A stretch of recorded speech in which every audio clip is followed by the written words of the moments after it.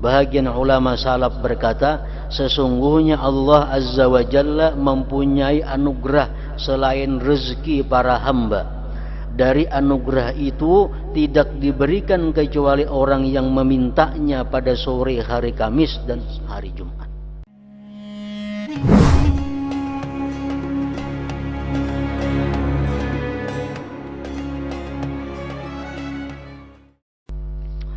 Makna daripada kalam Al-Imam Al-Ghazali rahimahullah wa nafa'ana bi'ulumih. Adapun sunat-sunat yang terjadi waktu khatib khutbah atau sesuatu sebelumnya dan sesudahnya. Apabila matahari tergelincir, artinya jam 12 sudah lewat. Apabila matahari tergelincir dan azan oleh muazzin dan imam atau khatib duduk di atas mimbar, maka terputuslah salat selain tahiyatul masjid.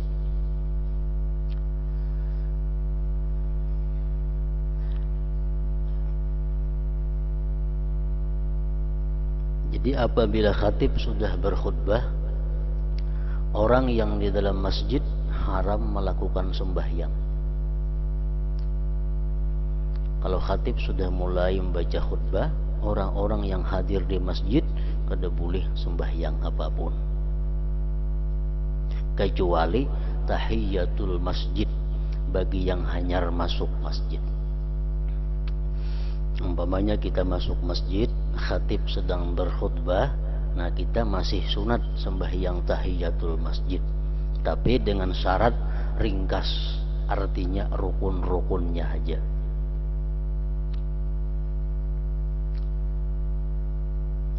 Sedangkan berbicara itu tidak terputus kecuali dengan dimulai khutbah. Nah kalau sudah khutbah dimulai tadi, berbicara satu dengan yang lain hukumnya makruh. Menurut sebagian ulama ada yang mengatakan hukumnya adalah haram.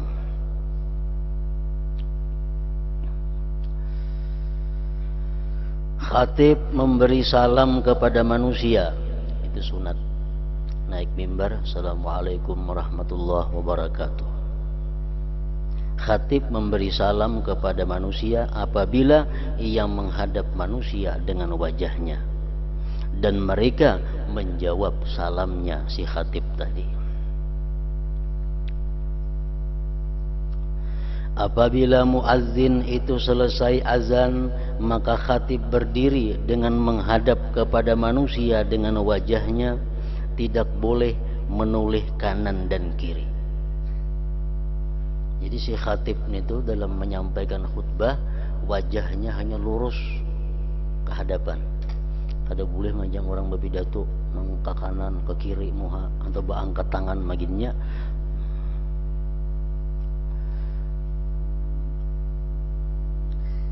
Tidak boleh menoleh kanan dan kiri. Tangannya memegang tangkai pedang atau tumbak dan mimbar. Tungkat di sini biasanya. Di tangan kiri mengikuti tungkat, tangan kanan si khatib ketihang mimbar. Itu yang menang bahapal khutbahnya. Di tangan kiri mengikuti tungkat atau pedang, tangan kanan ketihang mimbar.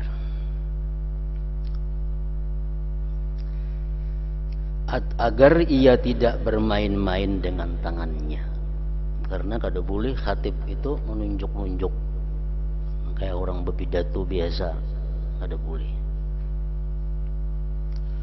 Atau meletakkan salah satunya di atas yang lain, misalnya tangan kiri ditungkat, tangan kanan ke atas tangan kiri, nah, boleh juga. Ia berkhutbah 2 kali, khutbah pertama dan khutbah kedua. yang di antara keduanya terdapat duduk ringan. Ada duduk antara dua khutbah. Paling lawas duduk itu sekadar membaca surat Al-Ikhlas. Jadi antara dua khutbah itu diwajibkan duduk si khatib. Nang apa nang dibaca khatib nang baik di situ? Menurut beberapa pendapat ada yang mengatakan si khatib sebaiknya di situ berdoa. Karena waktu itu adalah menurut sebahagian hadis tempat atau masa yang mustajab doa. Begitu juga para jamaah, para hadirin, waktu khatib duduk di atas mimbar, duduk antara dua khutbah itu, hadirin sebaiknya berdoa. Biarlah nang muazzin ma'asirah membaca salawat, tapi kita nang hadir di situ baca doa, minta kepada Allah sesuatu. Karena antara dua khutbah itu ada yang mengatakan adalah waktu yang mustajab doa.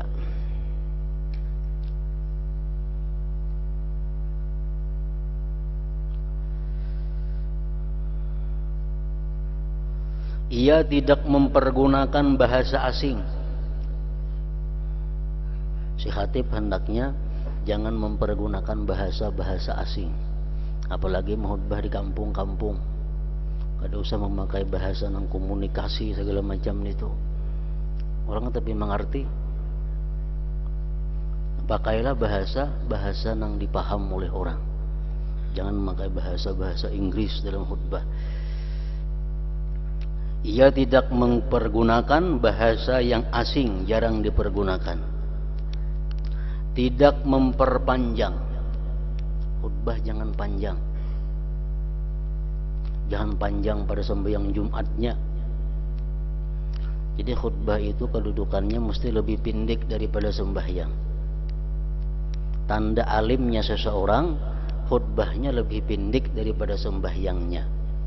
Tanda khatib nang kada alim, khutbah beberapa jam, sembahyang 5 menit. Itu hadis Nabi mengatakan demikian. Jadi khutbah mesti lebih pendek dari sembahyang. Tidak memperpanjang dan tidak bernyanyi, maksudnya bersyair. Di khatib bersyair umpamanya nang apa disairakan kada cocok, lain tempatnya bersyair.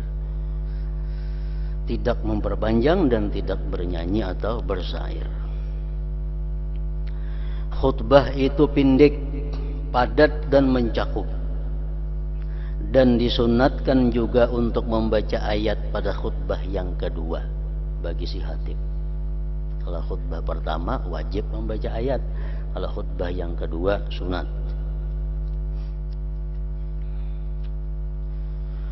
Orang yang masuk tidak memberi salam di mana khatib sedang mengkhutbah. Kalau khatib sedang berpidato, ada yang datang, kada usah assalamualaikum, karena jamaah sedang mendengarkan khutbah. Jika ia memberi salam, maka ia tidak berhak mendapat jawaban. Jika kalau assalamualaikum juga kada perlu dijawab. Imam As-Suyuti mengatakan ada 21 keadaan yang mana kita kada wajib menjawab salam. Yang pertama di dalam sembahyang. Kita sedang sembahyang, ada orang assalamualaikum, kada usah dijawab. Dijawab batal sembahyang. Dalam sembahyang kita kada perlu menjawab salam. Yang kedua, sedang makan. Maksud sedang makan itu mulut kita sedang tak pakai mengunyah makanan. Merahatan mulut kada berisi, kada apa-apa. Ini rahatan mengunyah makanan, ada assalamualaikum, ada usah dijawab, nang ada aja dikunyah dulu.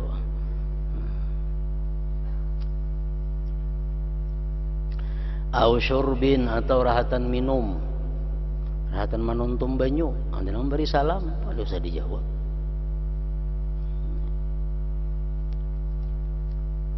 Kenapa kalau usah dijawab? Karena nama memberi salam orangnya kada pintar juga. Orang rahatan makan diberi salam, orang rahatan minum diberi salam, rahatan sembahyang diberi salam. Orang macam itu kada perlu diberi jawaban. Au qiraah atau sedang membaca Al-Quran. Sedang membaca Quran, kita membaca Yasin kah, membaca salawat kah, membaca apakah, ada Assalamualaikum, kada perlu dijawab. Terus akan hanya baca. Ada ayatin atau doa, parahatan berdoa, ada yang memberi salam, ada wajib kita menjawab. Au zikrin atau parahatan berzikir, ada yang memberi salam, kada usah dijawab. Au khutbatin atau sedang khutbah. Nah ya tadi, orang sedang khutbah ada yang memberi salam, kada perlu dijawab. Au talbiyah atau rahatan membaca talbiyah, labbaik Allahumma labbaik, labbaik la syarika laka labbaik, innal hamda wan ni'mata laka wal mulk. Assalamualaikum. Ada usah terusakan lagi talbiyahnya dibaca. Au qadha'i hajatin atau rahatan di jamban, ada orang beri salam, kada usah dijawab. Yang ke-10, au iqamatin, parahatan qamat, kada usah menjawab salam. Au azan, parahatan azan, kada wajib menjawab salam. Au minat tifli atau kekanakan yang memberi salam, kada wajib dijawab. Au sakran atau orang utun memberi salam, kada wajib dijawab.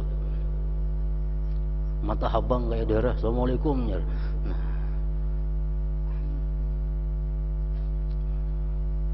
Au syabatin atau perempuan-perempuan muda memberi salam, kada usah dijawab.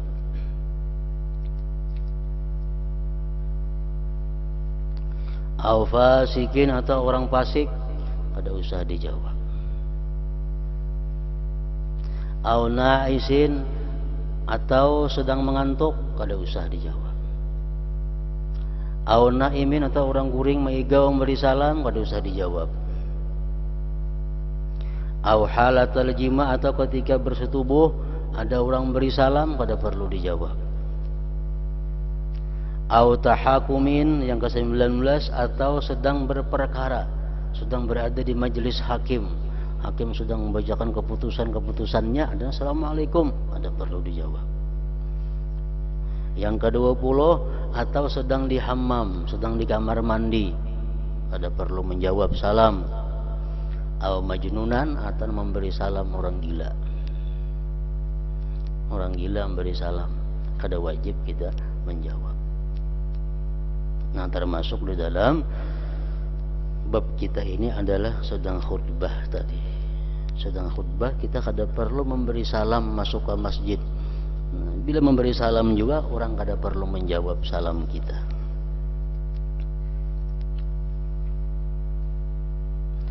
Sedangkan jawaban dengan isyarat itu baik. Misalnya kita sedang mendengarkan khutbah, ada orang Assalamualaikum, kita angkat tangan aja, nah itu bagus saja. Juga tidak mentasmid, mendoakan orang yang bersin. Ada rahatan mahutbah, ada orang wahin, alhamdulillah ujarnya. Kita kada usah yarhamukallah. Ada usah kita menjawab dengan yarhamukallah karena sedang khutbah. Nah, ini oleh ulama-ulama mutaakhirin ada perbedaan pendapat dengan Imam Ghazali. Ada yang mengatakan kalau yang bersin itu mengucap alhamdulillah, kita disunatkan mengucap yarhamukallah walaupun sedang dalam khutbah. Tapi Imam Ghazali berpendapat lain, kita kada usah. Ini adalah syarat-syarat sahnya khutbah yang tersebut. Adapun syarat-syarat wajibnya Jumat, maka Jumat tidak wajib kecuali atas laki-laki yang baligh, berakal, merdeka. Artinya kalau hamba sahaya pada wajibnya Jumat. Muslim dan mukim tidak sedang bepergian. Di kampung negeri yang memuat 40 orang yang menghimpun sifat-sifat ini, atau kampung dari sebagian negeri yang terjangkau oleh panggilan di negeri itu dari ujung yang berdekatan, suara-suara tenang sedangkan muazzin itu tinggi suaranya. Umpamanya di kampung sini orangnya orang Salawiannya, di kampung sini orang 25, di kampung sebelah sini orangnya banyak ya, beratus-ratus orang. Sampai yang Jumat di kampung nang beratus-ratus ini orangnya. Kadangaran suara azan ke kampung nang penduduknya 25 nih. Nah, orang nang 25 wajib mendatangi ke Jumat itu.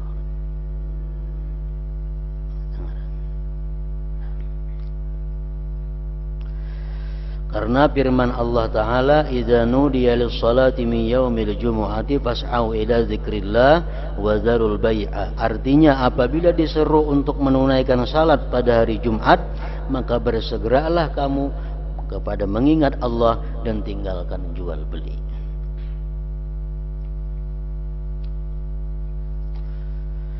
Mereka diberi rukhsah keringanan untuk meninggalkan Jumat karena uzur. Boleh kita kada sembahyang Jumat, orang-orang yang wajib Jumat tadi boleh kada ke masjid kalau ada uzur. Apa-apa uzurnya? Antara lain hujan. Hujan yang membasahi. Walaupun ada payung, walaupun ada jas hujan, kada jadi masalah. Bila hujan itu sudah boleh kada ke masjid. Lumpur,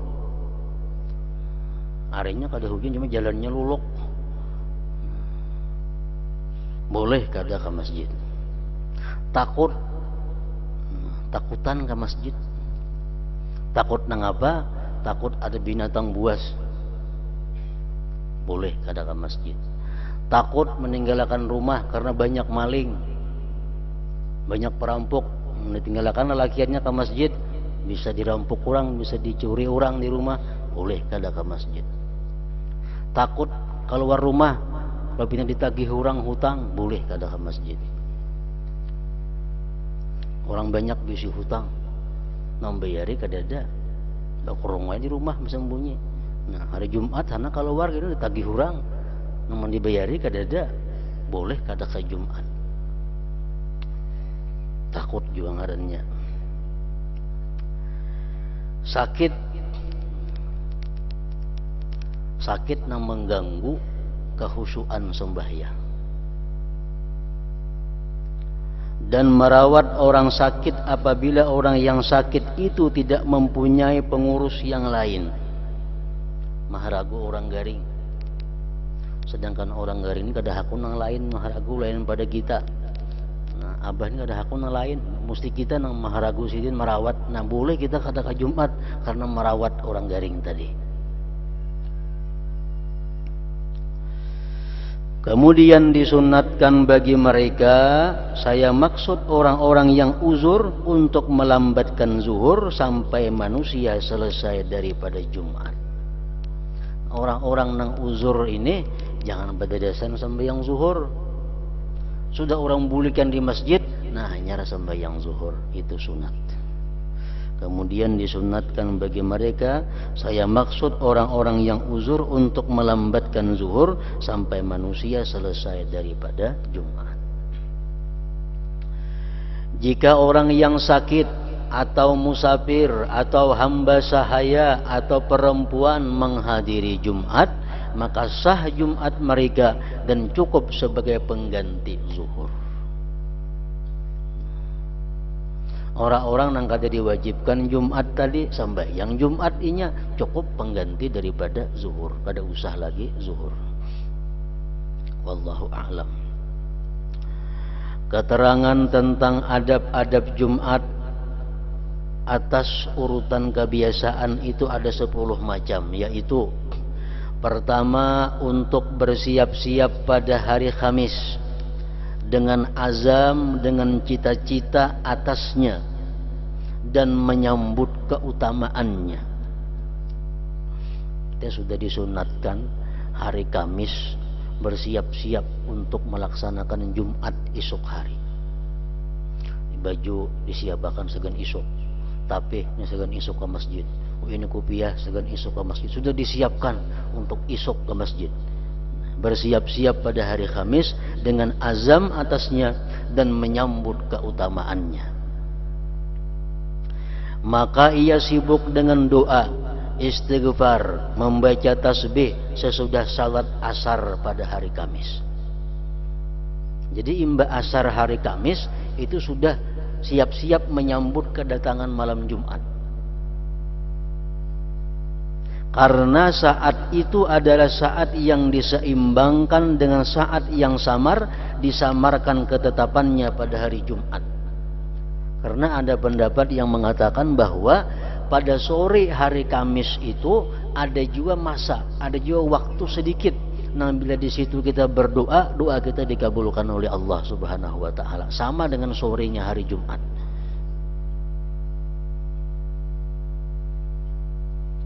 Sebahagian ulama salaf berkata, sesungguhnya Allah Azza wa Jalla mempunyai anugerah selain rezeki para hamba.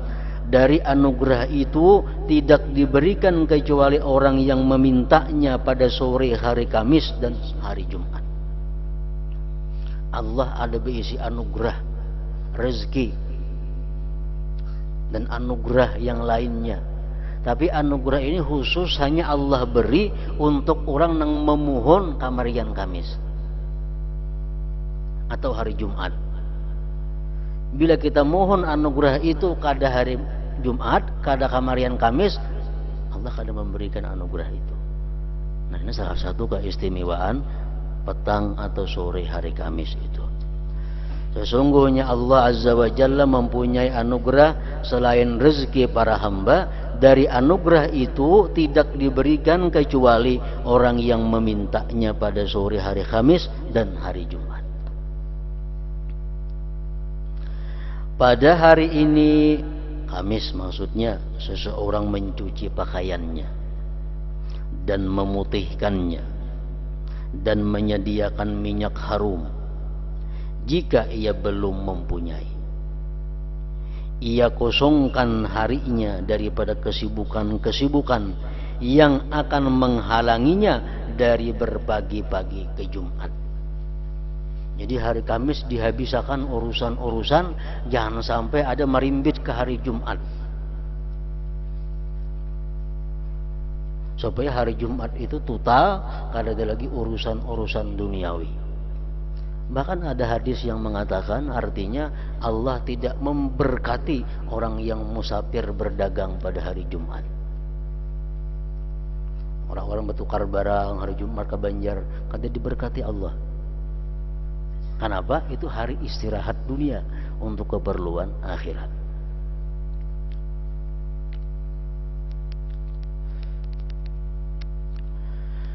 Dan ia niatkan puasa pada malam ini untuk puasa pada hari Jumat, karena hari itu mempunyai keutamaan. Hendaklah puasa itu digabung dengan hari Kamis atau Sabtu, tidak sendirian karena makruh. Puasa hari Jumat sama jam aja makruh. Dan ia sibuk dengan menghidupkan malam ini, malam Jumat, dengan salat dan mengkhatamkan Al-Quran. Kalau mengkhatam Al-Quran, pilih malamnya malam Jumat. Karena malam itu mempunyai keutamaan yang baik, yang banyak, dan termasuk atasnya keutamaan hari Jumat. Dan hendaklah ia mensetubuhi istrinya pada malam ini, malam Jumat, atau hari Jumat. Karena apa hubungannya lawan hari Jumat ini tuh? Nah, para ulama mengatakan supaya hari Jumat itu jangan ada pikiran yang macam-macam. Supaya pada hari Jumat itu bisa menjaga mata daripada yang diharamkan oleh Allah Subhanahu wa taala. Sesuatu kaum telah mensunatkan atasnya dengan mengihtimalkan membawa pengertian sabda Nabi sallallahu alaihi wasallam, rahimallah man bakkara wa betakara wa ghasala wa getasala. Artinya semoga Allah menyayangi orang yang membuat orang lain berpagi-pagi dan dirinya berpagi-pagi, dan membuat orang lain mandi dan dirinya mandi, yaitu membawa istri untuk mandi. Dan menurut yang lain pengertiannya adalah mencuci pakaiannya. Maka diriwayatkan dengan ringan tanpa tasdid, ghasala wa ghasala wa getasala. Bila artinya ghasala, mencuci pakaian. Bila artinya ghassala, membuat orang lain mandi, ia bersetubuh tadi. Sedangkan igtasala kalimatnya mandi untuk tubuhnya sendiri. Nah, jadi mandi pada hari Jumat itu adalah hukumnya sunat muakkad. Bahkan ada sebagian ulama mengatakan wajib mandi Jumat itu. Dan lagi ada yang mengatakan bahwa mandi hari Jumat itu sunat bagi orang yang hadir ke masjid atau orang nang kada hadir ke masjid. Artinya bagi perempuan-perempuan nang pacang kada ke masjid disunatakan jo mandi Jumat. Itu menurut pendapat setengah fuqaha. Kenapa? Karena hari Jumat itu adalah hari raya Idul Muslimin. Jadi bukan hanya nang hendak ke masjid nang disunatkan mandi, tapi orang-orang nang bakal kada ke masjid macam perempuan-perempuan disunatkan juga mandi Jumat itu. Mandi Jumat masuk waktunya mulai subuh, mulai terbit fajar. Sedang kalau mandi hari raya mulai tengah malam, mulai jam 12 lewat sudah boleh mandi sunat hari raya. Nah, kalau mandi sunat Jumatnya mulai subuh.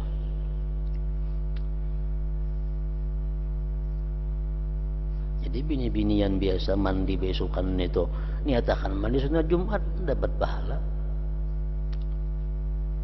Walaupun kada bajang, kada bakal tulak ke masjid.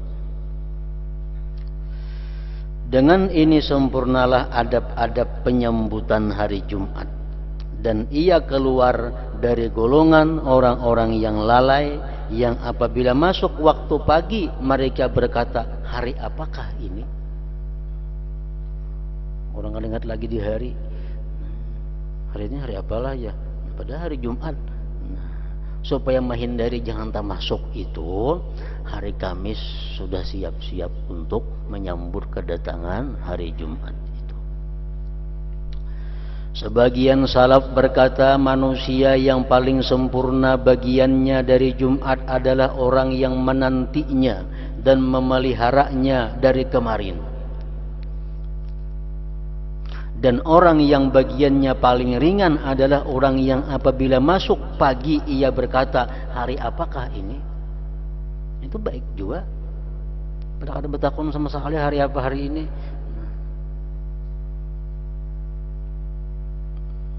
Sebagian salaf berkata pada malam Jumat bermalam pada malam Jumat di masjid untuk salat Jumat. Nah, jadi yang pertama, adab hari Jumat itu adalah mempersiapkan diri hari Kamis untuk menghadapi Jumat.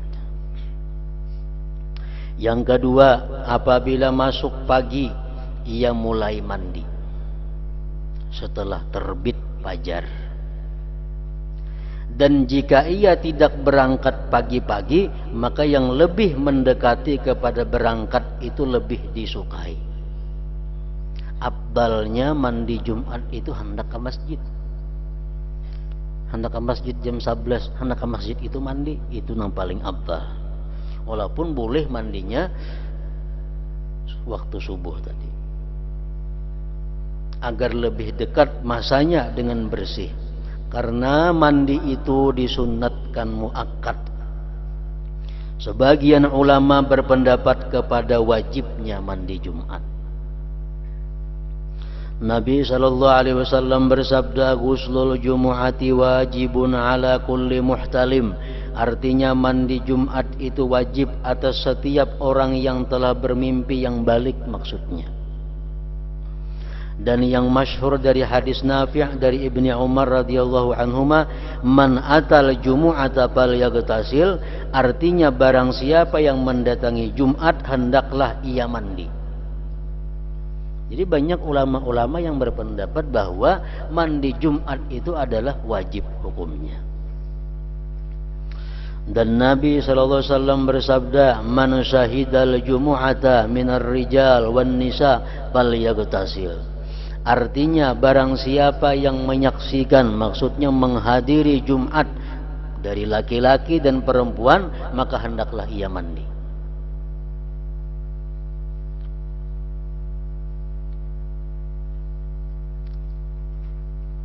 Bahkan disebutkan dalam kitab Fathul Mu'in, kalau kita kada sempat mandi masih disunatkan mengqadha mandi Jumat itu.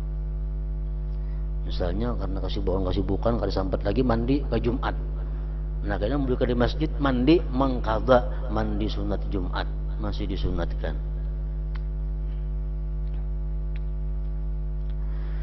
Penduduk Madinah apabila ada dua orang yang saling memaki, maka salah satu dari keduanya berkata yang lain, "Sungguh kamu lebih buruk daripada orang yang tidak mandi pada hari Jumat."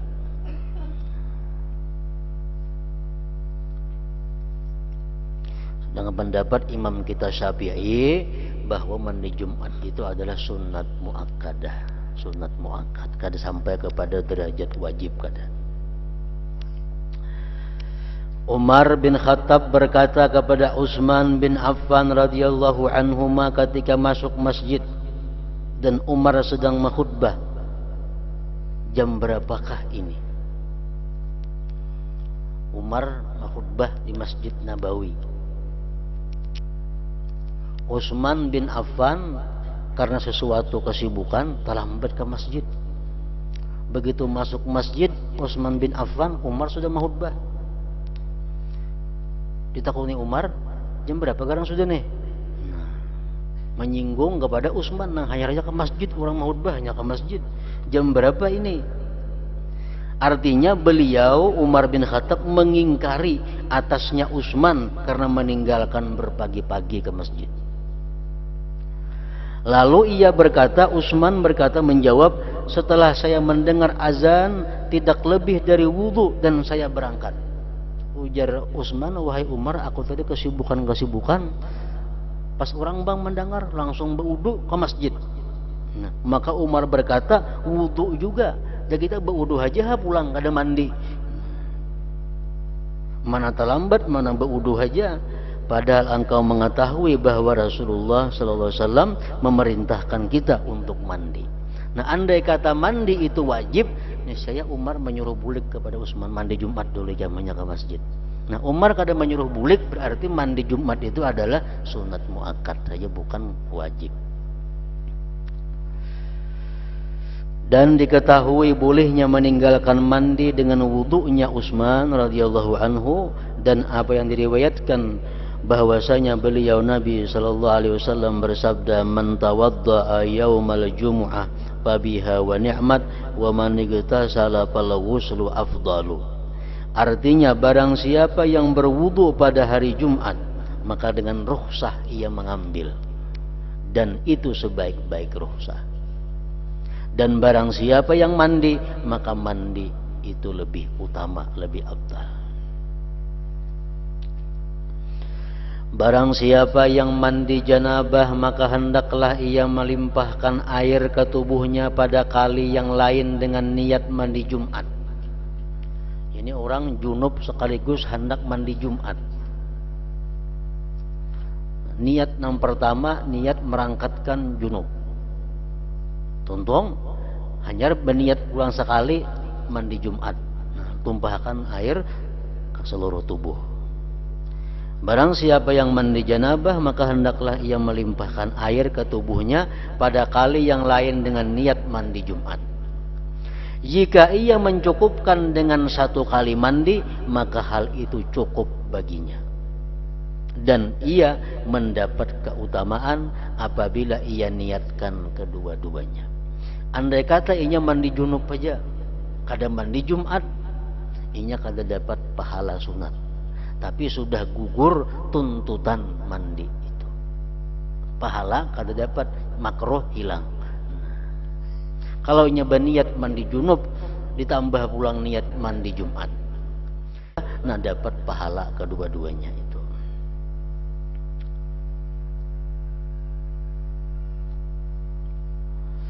Sebagian sahabat, dan mandi Jumat itu masuk pada mandi janabah. Sebagian sahabat masuk kepada anaknya dan anak itu telah mandi. Lalu ia bertanya, apakah untuk Jumat? Anaknya menjawab, untuk janabah. Maka ia berkata, ulangilah dengan mandi yang kedua, supaya dapat pahala mandi Jumat itu. Dan ia meriwayatkan hadis tentang mandi Jumat itu atas setiap orang yang dewasa. Ia sahabat itu menyuruh untuk mandi yang kedua karena anaknya belum berniat mandi Jumat. Jadi kalau menurut bacaan dalam kitab ini, kada sekaligus ditumpang niatnya sahaja aku mandi junub dan mandi Jumat, kada macam itu. Mandi junub dahulu, tentu akan mandi junub sebagian, hanya bahasa pulang niat mandi sunat Jumat, hanya baku boy pulang. Nah, kayak itu menurut dalam kitab ini.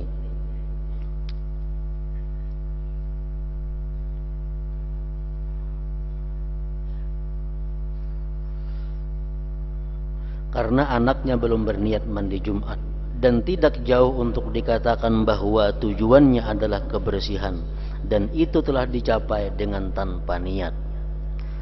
Tetapi ini juga tercela dalam wudhu juga, di mana menurut syara hal itu telah dijadikan sebagai pendekatan diri kepada Allah, maka tidak boleh tidak untuk mencari keutamaannya. Kita berwudhu kada mandi sembahyang Jumat itu hasil aja, sah aja, cuma tercela. Artinya makruh meninggalkan mandi nang disunatkan itu.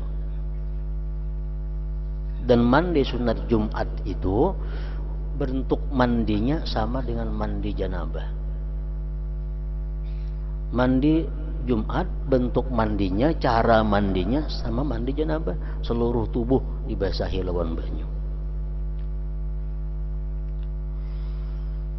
Barang siapa yang telah mandi kemudian berhadas, maka ia berwudu dan mandinya tidak batal. Dan lebih disukai adalah memelihara dari yang demikian itu. Makanya kau imbah mandi itu langsung wudu, jangan berhadas-hadas lagi, langsung ke masjid sampai sembahyang Jumat. Yang ketiga, adabnya Jumat adalah berhias. Berhias itu disunatkan pada hari ini. Berhias itu ada 3, yaitu pakaian, kebersihan, dan bau harum. Adapun kebersihan itu maka dengan bersiwak, mencukur rambut. Maksud mencukur rambut ini bukan rambut nang di kepala, kada rambut nang di katiak, rambut nang di ari-ari. Jadi bukan menggundul kepala, nang Jumat begundul, kada macam itu maksudnya.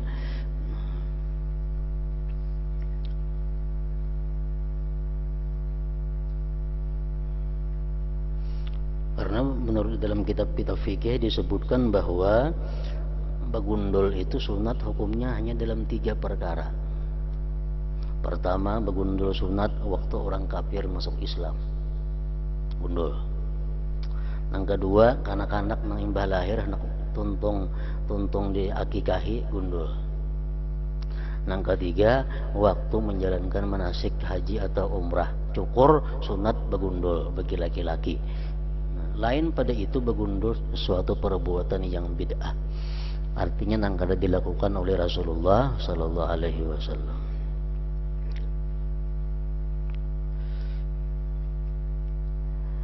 Memotong kuku, menggunting kumis, dan seluruh apa yang terdahulu di dalam kitab bersuci. Ibnu Mas'ud berkata, barang siapa yang memotong kuku pada hari Jumat, maka Allah Azza wa Jalla mengeluarkan satu penyakit daripadanya. Dan Allah memasukkan obat padanya. Jika ia telah masuk ke pemandian pada hari Kamis atau Rabu, maka maksud itu telah tercapai. Kamis, hari Rabu, bebersih semuaan demikian, maksudnya sudah tercapai juga. Paling kada besokan Jumat nang berhias bebersih itu. Maka hendaklah ia mengenakan minyak harum pada hari ini Jumat dengan minyak harum yang paling harum yang dimilikinya. Yang paling harum baunya cari, agar dapat mengalahkan bau-bauan yang tidak disukai. Dan dengannya dapat membawa keenakan dan keharuman kepada penciuman hadirin yang ada di dekatnya.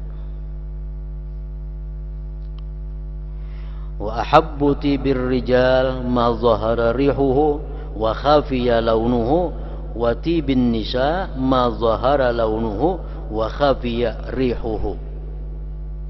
Artinya sebaik-baik minyak harum untuk laki-laki adalah sesuatu yang jelas baunya dan samar warnanya. Laki-laki cari minyak harum nang tapi kelihatan warnanya tapi harumnya keciuman.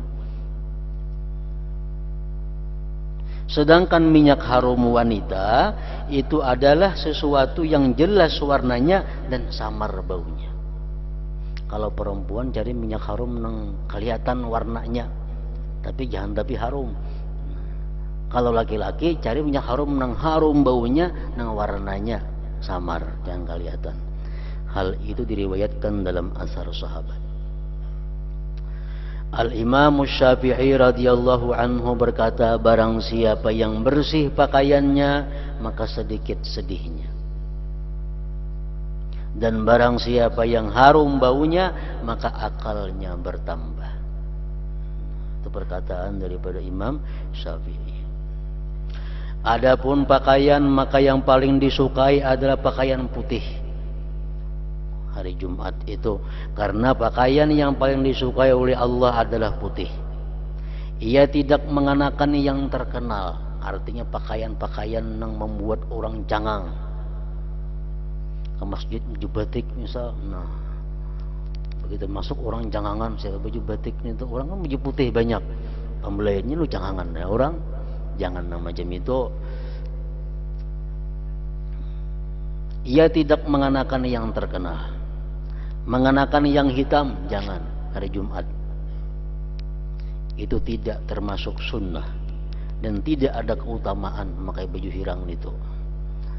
Bahkan segolongan ulama memakruhkan untuk melihat kepadanya. Orang pemakai baju hirang jangan dilihati.